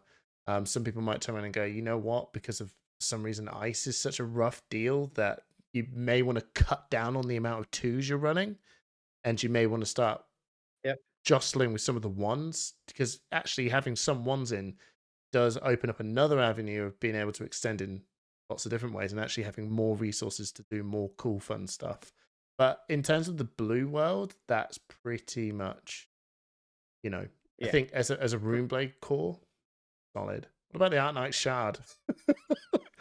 You don't need it, everyone. It's a fable. Don't panic, yeah. right? Don't panic. So I think the card's good. Yeah, I think the card's good. Um, but for me, the again, once you're down Deathly Duet lane, it's different, right? You do not Hmm. want to pitch this card to play Deathly Duet. Nope. Um, so and it doesn't block. Uh, And it ruins your Sonata. But yeah. yeah. So uh, I ended up not playing it, but it was close. Mm. Um, it's a good card. Yeah. But Especially when it's you not got Mordred necessary, which I Tide. like. When you get Yeah, Mordred Tide, the value of this card goes into craziness. But yeah, yeah, it's got it's kind of a very good, fundamentally a really good idea of what fables are. It's strong, but it's also clunky. It's not essential. It does its job, but don't panic, everyone. Just put a blue block 3 in, and you'll be totally fine. yeah. So. And I think in there is there a generic world? It's just literally lead the charge, isn't lead the charge? Unless I'm trying to On my deck list, at least, that's a controversial pick. what lead the charge? Yeah. Really? I mean, well, maybe I agree. What's the controversy over lead the charge? There's a lot of people that don't like it. What? I'm a fan. Yeah, I'm a fan. Like, there's when I was running this The back, and when we were trying to do the maths, right, with the New Zealand lot way back when in 2021, and the amount of cards that we needed to keep the flow of the game running fine was mapped out as 15. You need to have 15 cards of the go again nature. So you got nine skies, and you got 3 lead the charges, right? And that led to 12. And then that's when I was like, I need to really put the yellow lead the charges in order. I know, and this is where, but this Prison World, Prison World Yeah, made a lot more it was sense. it was better in the prison days. Yeah, better in the prison days, but it also fixed a lot of those turns where you go, oh man, like you always drew one, and you Yeah. go, I've always, that's the odds of when you get to about 14 to 15, you should not, luck, not should, don't have a go at your deck when it doesn't work, because that's just Ruin Blaze.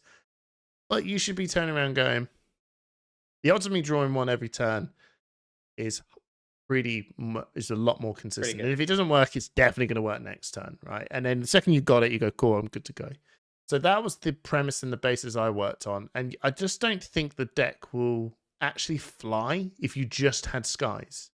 Like if you just would turn around and just see a noticeable stall moment in the deck more often than not. That you would just, I don't know about you if that's how you've been feeling as well without lead. Yeah.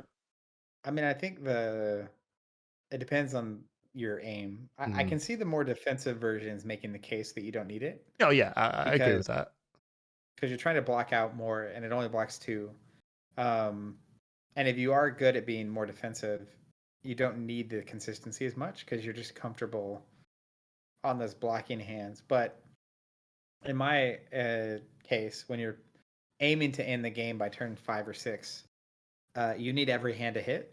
So consistency is like super relevant, right? Yeah, absolutely. And it's just another card. Most of the time you're pitching with it, if you Otherwise, you're just playing it. You're rarely blocking with it, and it just ups the consistency level. Because you have Mm, this, you have Rattlebones and Gloomvale, and then you have Become the Arknight to fish out certain things. So, and then you have Creepers to fix the hands that are bad, right? yeah. Um, that you really don't have these tools in. So, yeah, I dig it. Plus, as well, there's always these wonderful moments of where, and it's really weird because sometimes that's the beauty of what Viserai is, that you've got to somehow, you've got to be really creative and you've got to sort of look at lines that are like, I never really thought of doing that as a line. Where I have had like one rune chant like floating around, so I was like, oh, got like a rune flash, lead the charge, read the runes. Okay. Oh, lead the charge, play read the runes, get 2 action points. I can play this. Was it lead the charge, rune flash?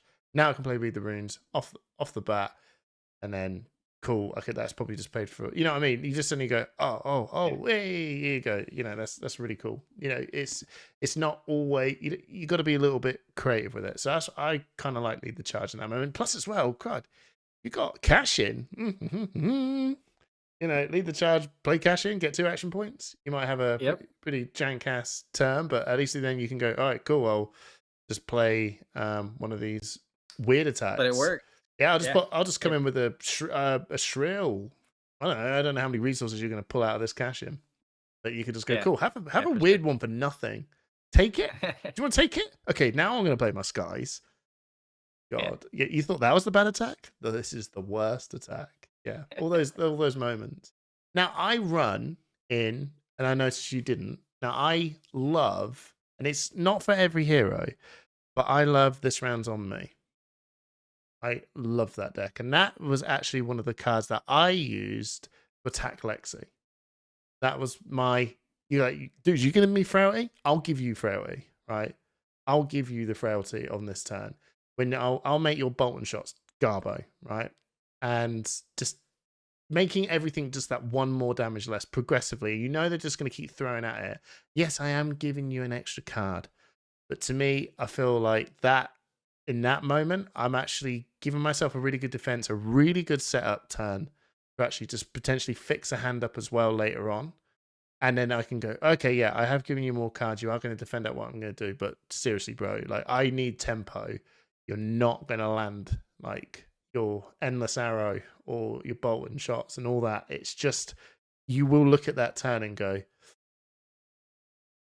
this does suck. And they do. They got more cards, but their turn just sucks. Like Yeah. more than Well, I most. think any blue 3 block non-attack action with Go Again is probably not a bad Runeblade card. Yeah, that's true. Um, and that honestly comes back to are you are you playing full aggro or are you going to play mid range? And so Yeah. in my games, right, it's like it just depends on the deck. But I think Yeah.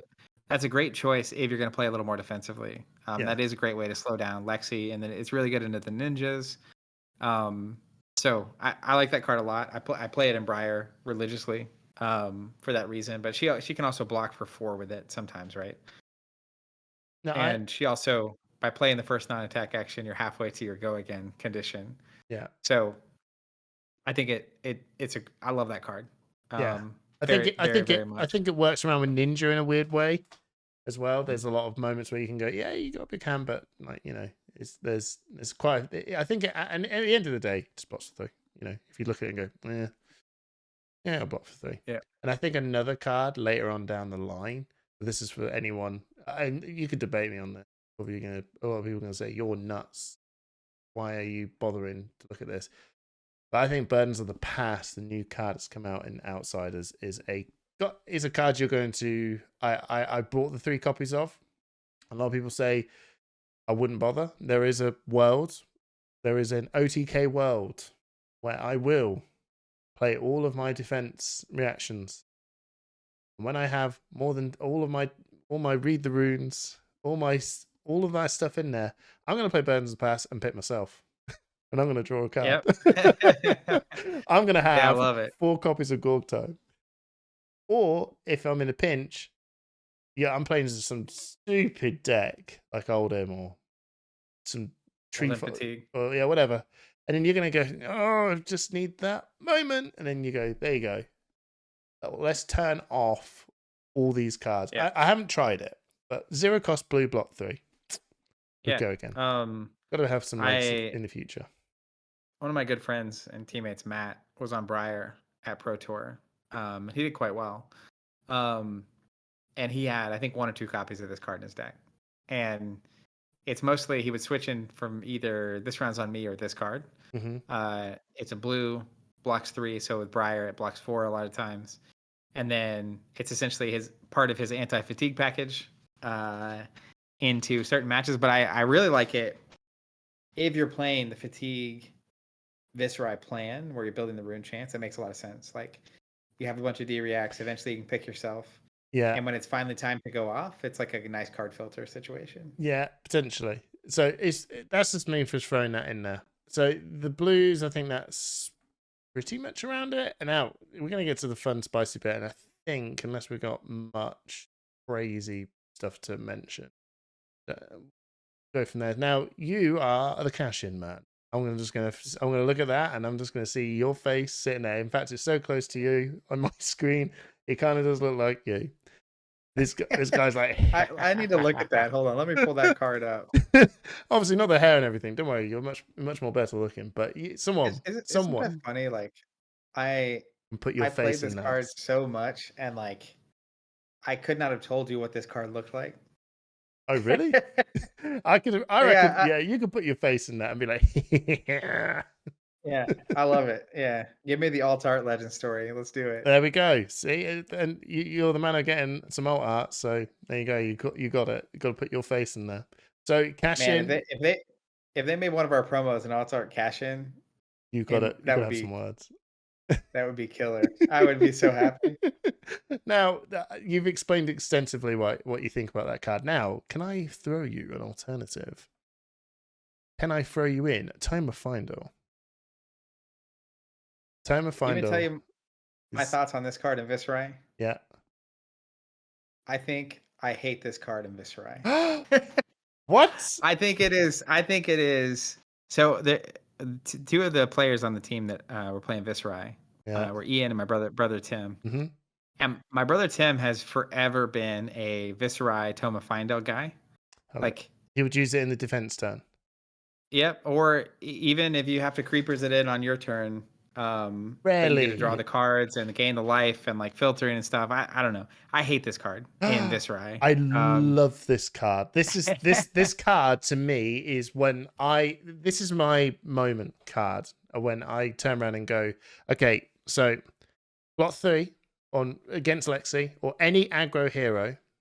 The point of value of this card is just crackers, right? So I'm blocking for 3, and then I am gonna losing 2 cards.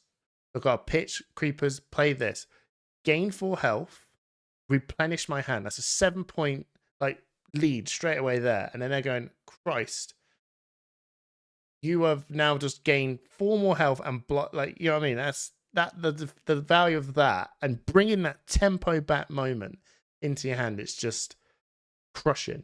And then you do have to look at your creepers and go, okay, we better go. Creepers is on the clock here. But that to me, with the this round's on me, is just giving me those breathing moments, because I feel that the Lexi player is just going to just ham, and I've just got to sit there and go and do a Yu-Gi-Oh with cash-ins and go, the fate of the cards is with me. Please bring me my hand. Out of the cards, baby. Out of the cards. Let's go.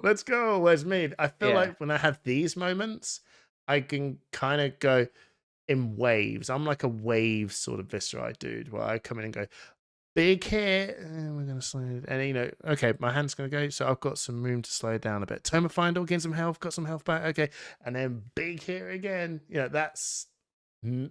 That's the sort of Viserai player I like to be. I feel like it's part of why I love this hero. I actually do think there's a lot of ways to play him. And your tendencies as a player, your risk tolerance, your perspective, super important for how you're his base a lot of times is very similar. You're going to have 30-40 cards that are the same pretty much every time. But in the end, like I think part of why I don't like Tome of Findel so much in my Viserai deck is that I'm I prefer to be the person that my opponent is responding to and not the other way around. Right.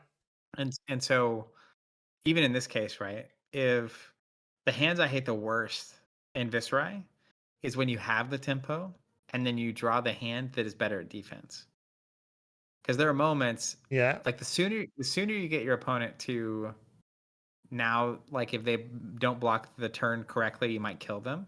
Um, the sooner like you're just always in the tempo seat at that point. Mm. And so if any of the cards that you draw into that are basically restricting your opponent or more defensive as Viserai, even this round's on me, right? I think if I can already tell from our conversation the kind of Viserai deck you would have, and I get why you like it actually. Like it's probably very consistent and very good at playing defense, and it can actually weather the storm.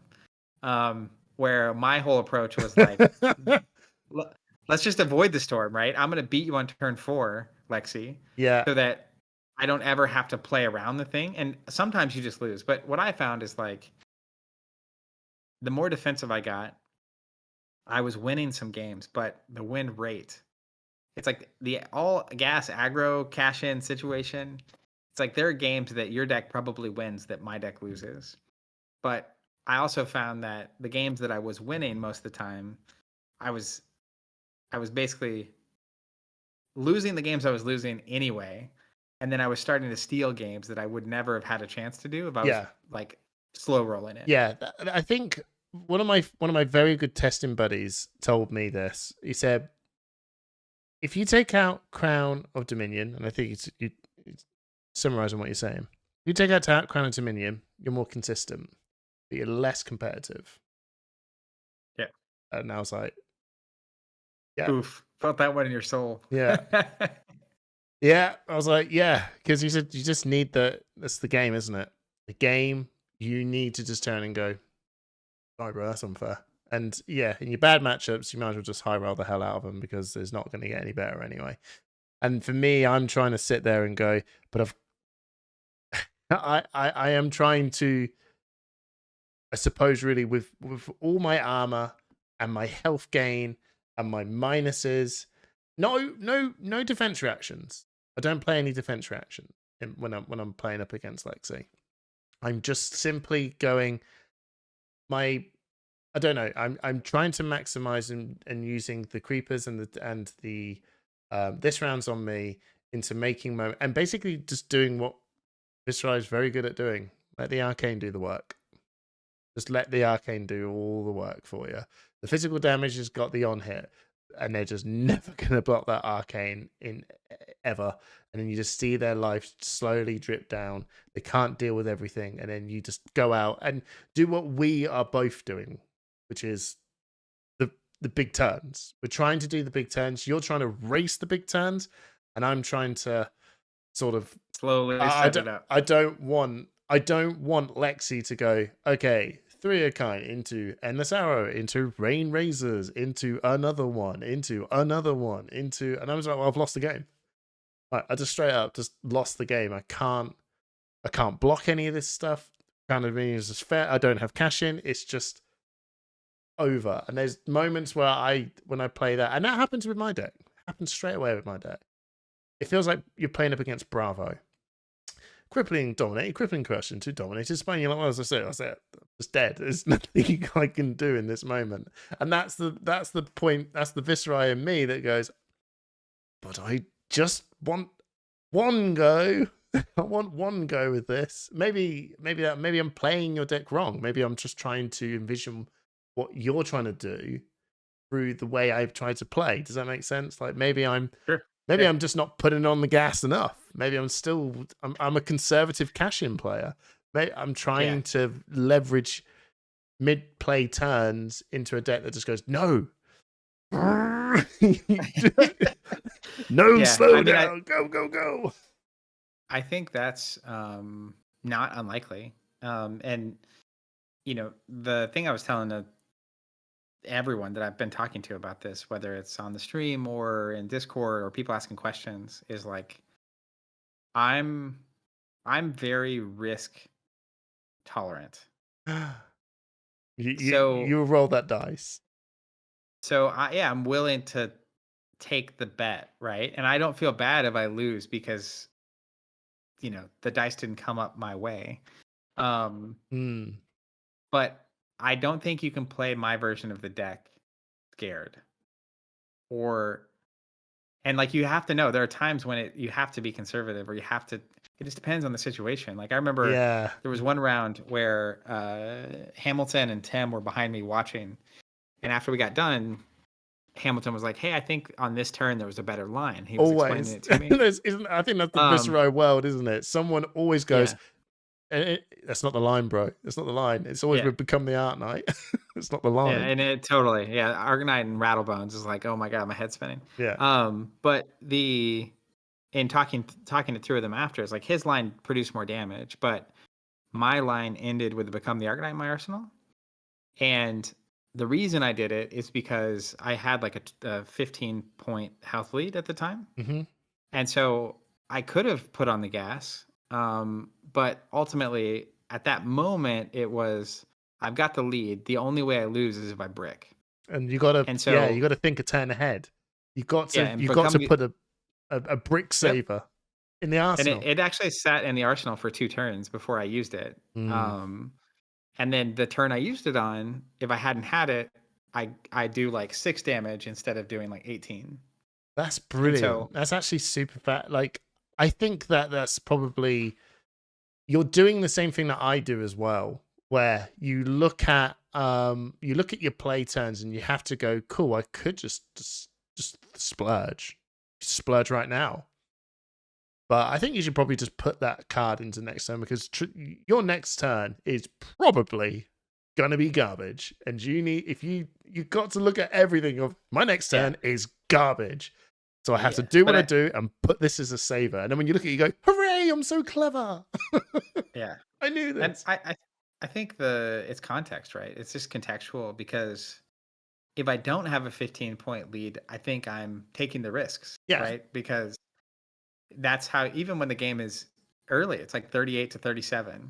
It's like now is the time where you take the bet Mm, because sometimes you take the bet and you looking at a hand, it's like, well, I could save Sonata or I could play it. And if I hit a red shrill or a red attack, it's way better. mm-hmm, But I have an okay line anyway. And I could blue shrill into sword swing, mm-hmm. and that's okay. Um, and like if you're way ahead, you don't need to take the risk. But basically, where's that lever? As soon as it's like a close game, um, if you have a line that maybe gets you a lot more value. So a good example, the game I lost in the top four actually. Um, it was the line, right? It was the turn, game on the line, high pressure stake situation, and it's a complicated turn because it involves Become the Arknight, it involves Of cracking my course, chess I knew piece. you said that. Yeah, it involves cracking my chess piece. Yeah, It also involves using my creepers to get an action point, yeah. and um, I want to say it also involves a Rattlebones is in this interplay, Hmm. and I had worked out a line that was like really consistent, and I knew that the consistent line would get my opponent off of 2 cards. They're on Lexi. Um, and they would basically have a 2-card hand. They didn't have an arsenal, so they're going to have to use 2 cards to not die, and they're going to have a 2-card hand. And in the testing we've been doing, a lot of, like there are outs in a 2-card hand, but the Wolfpack players were leaning a little heavier on 1-cost arrows. So my hope was they'd have to block with arrows. They get to save 1 arrow, and then they would basically get to like load the arrow and shoot it, right? Mm-hmm. And I had enough health that I could withstand any 1 arrow would be fine. Um, but there's another line in that moment that I didn't take, and I could have. So I get to a point where I'm using creepers, and I can either play Become the Arknight, Mm-hmm. discard the Sonata to go get the Gloom Veil, Yeah, play the Gloom Veil, swing the sword, or I can play the Sonata. yeah. If I hit, now I can play Become the Arknight to go get a Revel and swing sword. And this is on a Mordred turn. So Oh, the okay. difference is, yeah, That's a Gloom lot of Veil puzzle. is a guaranteed 6 value card. Yeah. If I play Sonata and miss, I just swing sword, and I miss out on 4 guaranteed value. Mhm. If I play Sonata and hit, then I essentially get to go get a Revel, which is worth 7. Plus, I got to play the Sonata, so now 9 versus 6. So it's technically worth 3 or 4 more to play the Sonata if it hits. But it also costs me 4 guaranteed value if it misses. I also And know. do you need? And yeah, okay, yeah. Sorry, carry on. So, and I also know that the guaranteed line gets them down to 2 cards. So part of the complexity of the math beyond making sure I have the action points and cracking the chess piece and playing the become and what am I going to go get, and then you're trying to do the odds on how many attacks and non-attacks are in my discard pile. What are the odds of my Sonata actually hitting? Is then also what are the odds that they have a 2-card hand that can kill me, or a 2-card hand that's going to make me actually block? And so as I'm running the math, the judge asked me to make an action, so I just start doing it and I go with the guaranteed play. And I think in retrospect, I would have done the guaranteed line either way. Yes. Yeah, but But you're the curious, aren't you? What if? the reason I say that is that in that context, Sonata is the riskier play. And that moment actually comes up a lot of times in games. And so you have to understand when is the time to make the bet and when is the time to play conservative. And I think it's really easy to get caught up in the aggro mode and you get your 15-point lead because you had a crazy turn and then to keep playing really aggressive. But the ability to pivot when you need to pivot based on what they're doing, what their health totals at, and what your health totals at is really critical as Viserai. And so, anyways, Sonata was the riskier play. I drew my next hand. I would have hit, and I would have gotten him down to 1 card and also 1 health if I had played it. Yeah. And his hand ended up being the 0 for 3 lace with blood rot into a codex to get a 0 for 4 arrow for 7. That if it hits, it gives me the blood rot token. So yeah, so you're in doom mode anyway. I block it out and I get to send an attack to get a card out of his hand, and then he killed me on the next turn. Yeah. So, yeah. So he had the 2-card hand to get me, but all that to say, I feel like you can't be afraid if you're a conservative player at all. I think Viserai is not your hero. Even if you're playing the defensive version, like at some point you've got to take the risk, right? Absolutely. I 100% agree. I'm with you. There is a moment where you got to look at that and go, I had my moment of getting into the nationals. Well, I'm playing up against another Viserai player, and I had the tempo. And this is a Viserai game. Sometimes I had the tempo, and then you got a crap hand, and then they have the tempo, and now they have the tempo. And then just as a last moment, I had the tempo, and then I lost the tempo. Then he had the tempo back, and now we're on like 3 health. He's on 1. And then it was just this moment. I go, I just got to block up, and I go, right, okay. I have got 2-3 blocks, a blue, and a Sonata. So all I can do is just block 6. And I go, okay, Sonata for 2, baby. Sonata for 2. What do I find? Bloom Veil. There you go. Perfect. That's it. On the game. Straight away. And that's, like you said, you just got to you got to just go. You just got to go. And like I said, with my game, another game, it was, oh my God, I'm going to lose. Oh, well, time to dump this Sonata in on the defensive turn and just kill you on your turn. You just got to. Why not? Yeah, why not? I mean, this is my only out. So I think, you got to play your outs. You got to play your outs. Sometimes you got to look at that and go, well, this is the most consistent turn, but do I win? If I don't, does it matter? Do I kill him? Do I, is there any way I'm actually going to get over this? Or if I do this and it works, the guy's in a heap of trouble. And so, yeah, you got to pray to the heart of the cards sometimes. And any pray version. To the Dark Lord. Yeah, absolutely. Drawn to the dark dimension. It's all down to Sonata. Now, I think we've had a really long conversation about this, right? Around about the time we thought this would be, because we are 2 heavily passionate players, and I don't know I don't know. In 2 hours, I hope you get a lot out of this. I think some new players are going to really delve into some of these cards and actually just see what these cards can offer. And I think there is enough we've left you enough to have a real good play around with some other cards. Like with these cards in your deck, you're pretty good to go. You're pretty solid, and you can then explore and have a lot of fun. There are some people that are going to try and go, there is an OTK Viserai deck out there. And there is actually, to be fair, it's actually not too terrible. There's with these brand new cards that came out in the Dynasty. The with you've got Runeblood Incantation that came out at Neverfest, and then the actual brand new card of Blessing of the Occult, which is just effectively a there's 3 read the runes. There's read the runes on my turn, get 3. There's slowly read the runes, and now there's read the runes on your turn. read the runes next turn. So there is a lot of arcane building abilities, and with Mordred Tide available, as well as when you're trying to do that, you've got the defense reactions of Reduce the Rune Chant, which is actually a very, very good defense reaction. If you keep a Rune Chant about, it is really, really, really good.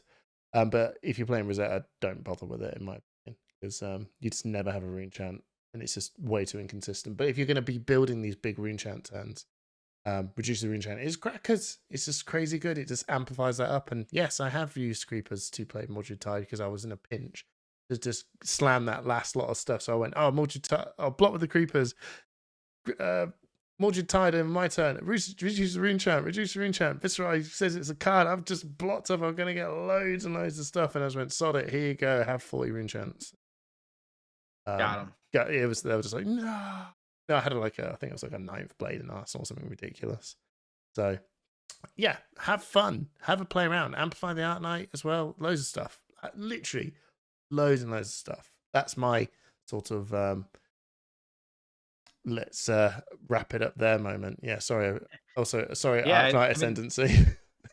You're good. I think going into Road to Nats season. Oh yes. I said this going into the Pro Tour. Tales of Alex, he does YouTube videos and stuff. Actually, was doing kind of like a behind the scenes documentary about the Wolfpack at Pro Tour 3, which is a miracle because it was such a great weekend for the team. But awesome. in one of those things I was talking to him about, my biggest recommendation is the same today. And I'm living in the dream right now, having done well at a big event with my favorite hero. But I would say whatever hero you're picking to play, especially if you're going to be preparing for an event and getting a lot of games in, pick the one you enjoy the most, or one that you really enjoy. Because in the months leading up to Pro Tour 3, I played a ton of games, and it never felt like a grind because I was playing a deck I love against players that I love playing this game against. And I think that's worth a lot. And I think the gap between how good the best hero is and the worst heroes are is not very big. And so players, and you see this all the time, really focusing in on a hero and getting the reps and enjoying what they're doing and enjoying the process, tend to do the best, no matter what the hero is. Like Michael Fang on Oldhim, he's been playing Oldhim since he was born, and I don't think Oldhim is the best deck right now. So I agree. Yeah, highly encourage you, play what you love, play what you're gonna have a good time playing, and just whatever you play, have a good time. Like, don't take it too seriously. Some of my best and most fun matches were right at the end in the top 8 of the calling, when it could have been really high pressure, people being nervous and that kind of stuff, and just had some really phenomenal memories in games. So highly recommend playing something you love. But on a quick note, would you take Viserai to a Road to National? Probably am going to. Yeah. I would as well. Yeah, I think totally. Down to the fundamental core of it. Yeah, totally, 100% agree. In the end, the hero that you love the most, you play better anyway. Because if you just pick up that net deck that you just saw from Arsenal Pass or We Make Best or whatever, right? Or you. Who's Arsenal Pass? Just some dudes that did a podcast. They used to play, right? In the early days? Yeah, way back when, but they're too busy working and casting now, so washed. Just kidding. I know. Hey, before we get out of here, I just wanted to say thanks for having me again. Oh, you're welcome. As a fellow Runeblade, I appreciate everything you do. Honestly, I say this every time, but creating content like this takes a lot of work. I know it's for you. It is midnight. It is. and I just really appreciate it. I think the work you and other content creators do for these communities is invaluable. So keep doing it. I'm happy to be on anytime you want, and keep being a Rune Blade. Absolutely, dude. Thank you so, and again, thank you so much for taking the time to just spill your wisdom and your passion and your joy as a player of flesh and blood, and more importantly, a Viserai player, dude. Thank you so much. Thanks everyone. See you later.